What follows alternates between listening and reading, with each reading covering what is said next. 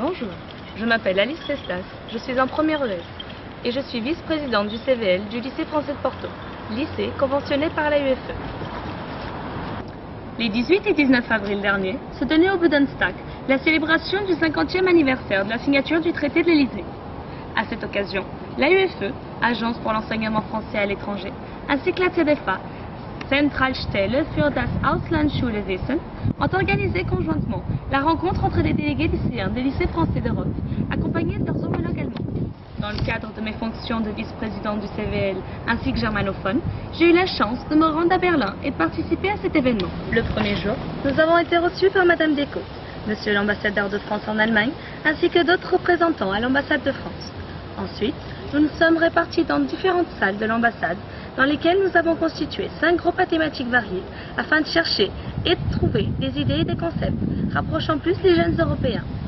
Après plusieurs heures de travail, nous nous sommes rendus au Bundestag, où nous avons exposé nos résultats devant des sénateurs, ministres et des représentants de la culture européenne.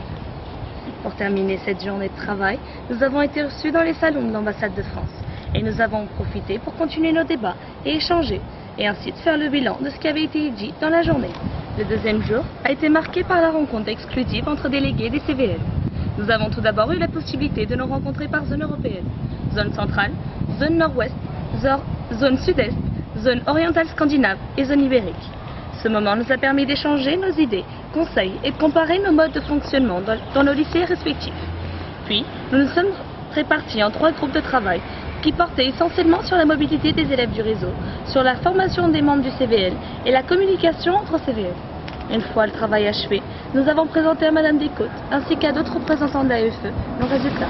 Il est vrai qu'au moment du départ, j'ai craint le après Berlin, et plus précisément de perdre le contact avec tous ceux que je venais de rencontrer et la continuité du travail que nous allions commencer. Je me suis donc attelée à recueillir les mails des 82 élèves qui avaient participé à l'événement, et nous avons ainsi très rapidement pu continuer, grâce aux réseaux sociaux et de manière informelle, à maintenir contact et à échanger régulièrement. Aujourd'hui, quelques projets commencent à voir le jour.